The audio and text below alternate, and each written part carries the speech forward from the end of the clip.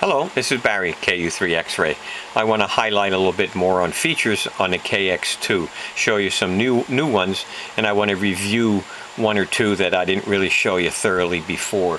So the first one we're going to do is the CW bandwidth. We're in a CW mode, and what you do is push the filter button one time, tap it, and now you're in the filter control. Now we want to adjust. There's the bandwidth, 450 cycles. Let's go down. There's 500 cycles, 550, 600 cycles. Let's go down to 400 cycles right here. Now that's my preferred bandwidth, but let's see how far down we go. There's 400, 353, 252, 150 cycles, 100 cycles. There's 50 cycles. That's as narrow as you can go. I'm going to go up to 400 cycles. I like that. Now the pitch is set at 700 cycles. So now we're going to do the IF shift. So as we touch the other knob a little bit, 7.1, now we're starting to go frequency shift. We're going on, it shows on the display here also, we're going on one side of the pass band, and there we're on the pass band, which the asterisk lights up. Now we're on the other side of the pass band, and now we'll go back and center it again. There we go. Now that's your IF shift. So this one's your filter band width, which is this, and the IF shift is this. Now we'll turn that feature off, and we'll go on to the next feature. Now the next feature is CW tune. Now I tried before, but there's what few CW signals are on, most of it's a pile up. There's some kind of contest. So in order to use this feature, if somebody was sending CQ by themselves and you know the band was fairly clear and you're not sure if you're right on the frequency, you can manually turn the VFO to move this up and down until it's centered right under the W, which is the upside down triangle. Then you're right on frequency. If this is a little on the high side or the low side, you're not sure, you tap this button. Don't push and hold it, just tap it. That puts this in the auto feature, and it'll scan up and down and put it right on the center for you, which will save you from tuning, which is pretty neat. So that's how the CW spot goes. Now we're going to get into RIT.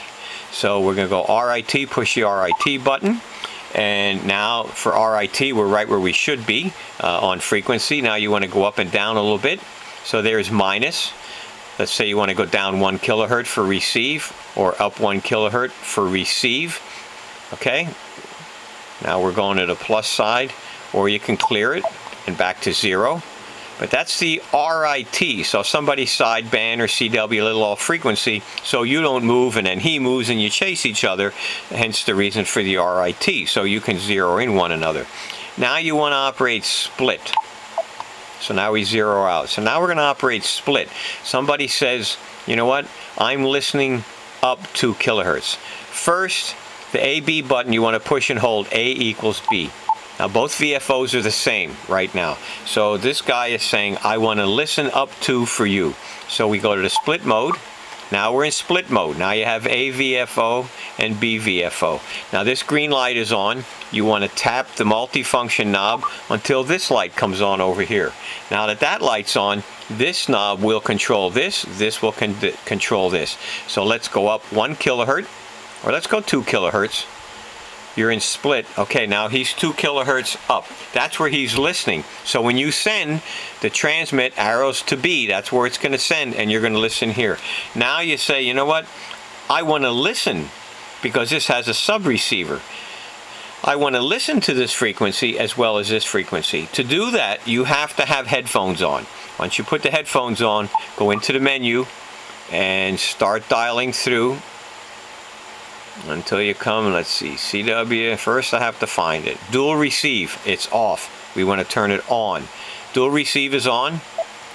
As you can see, the sub receiver is on. It's blinking to let you know. So now in your headphones, you're going to hear both frequencies. So we'll go back and turn that off for right now. We don't need that. So now it's off. Here we go. And we're finished with the RIT and running, or not RIT, we're finished with the split. Push that. Now that's back off. Now if you turn this knob, you're still setting up this VFO, so you're not in split, but it's preparing you if you want to do that. Tap it again. Now this knob controls the RIT. Turn that off. This knob, oh, it looks like when you turn it, it does it anyway. There we go. I'm sorry, I guess I didn't turn it off. That'll control this one, and tap this, and now you're back to the clock, or whatever you want, clock, battery voltage. So that's how the RIT and the split work. Now we want to store a frequency. So let's say we want to store 14,650. So we'll dial in 14,0650. I'm sorry, 14,0650. There we go. We want to store that. So now we have a store button here under band. Push and hold. Okay, what's available? Slot number 2 of memory is being used. Slot number 1 is being used. Let's see. 2, 3 is being used. 4 is being used. 5 isn't. Let's store it there. So push and hold again. Now that frequency is in memory. You want to recall it. Put the mode button. Push and hold. Now what memory do you want to bring back? Let's bring the QRP frequency back right there. Hit the enter. So now the call QRP frequency is brought back. So that's how you store frequencies. Noise blanker adjust. So to turn the noise blanker on, push and hold, noise blanker is on. Now as you turn the audio level knob, seeing that you just turn the noise blanker on, noise blanker level is adjustable. How much of a noise blanker do you want to put in or take out? So there's 1, let's let it at 5. Tap it again. Now this knob is back to your audio level. So that's how the noise blanker works. Let's turn the noise blanker off. Now let's go noise reduction. Noise reduction will work the same way. For the preamp, under that, button number 1 is noise reduction. We're going to push and hold that, which will turn it on, and this knob again will be noise reduction level. So here we go. Push and hold, noise reduction's on. There's your noise reduction level from 0. Let's put that at 5. That's at 5. Tap this. That's it.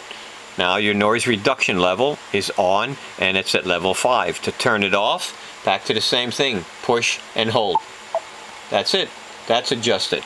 Now you have messages in here. Now the last time I was a little bit confused because it was number 1 and 3, and I remember seeing 1 and 2 before. So the 3 slots are for CW. We're in a CW mode. So here's a message right here.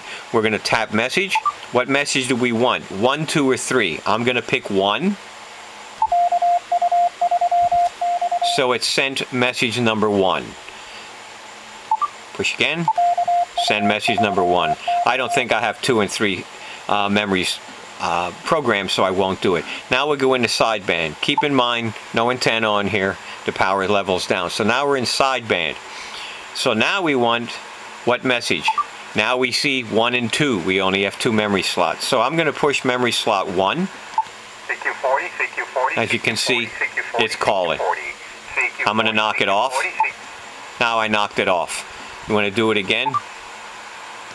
CQ40, CQ40, CQ40, or you can push and hold clear. That'll clear it. So that's how the memories, the messages work. So you have 2 for sideband and 3 for CW. Now the last time I showed you amp hours and I said about clearing it. So you can read your clock, your voltage. Let's go down to amp hours. Now in order to clear it, if you push and hold the button here, it doesn't really clear it. Okay, so you have to go into the menu.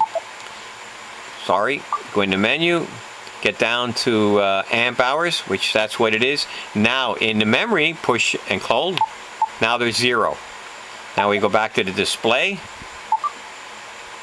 Amp hours 0. So now you would pull the battery out and put a new battery in, and now your amp hour gauge, or I call it a gas gauge, but it's an amp hour gauge, is 0, and you're ready to go for the new batteries. Another thing I noticed is on this radio, let's get out of here. On this radio, once it gets below 10 volts or below, the radio will turn itself off. I read the specifications for the battery ELecraft supplies, and it's self-protected at 9 volts. So if you go down to 9 volts, the battery itself will disconnect and not power the radio. So the default low voltage cutoff for the radio is defaulted at 10. I went in the menu and I turned it down to 9.3. because you can take the batteries down to 9, but I wanted to go down a little bit lower than 10. So I set it 9.3, and I still have 0.3 of a volt buffer zone. But if I went too far, like I said, the batteries are going to turn off anyway, so you don't damage the battery. Now I did notice when I read in the book for sideband, they want the full 12 volts to the radio for sideband. So you get down to 10 volts, they say the intermod distortion increases. So they want to see the full 12 volts. That was probably the only, I don't want to call it a downside, but something you have to watch with this radio. So you would probably want like a 12 volt external battery if you're going to do an extended period of time.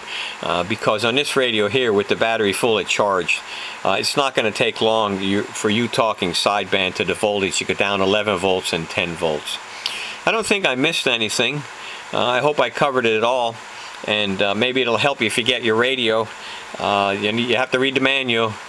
WTM, read the manual. I downloaded the manual before I bought the radio, and I spent a month reading the manual, learning this, so when I got it, I would know, but I forgot a lot, and it's not till you get it and start walking your way through. So hopefully by me showing you the video, I saved you a little time, and maybe you can get to these features a lot easier. Hope to hear you on the band. Take care. KU3X. Da-da-da-da-da-da.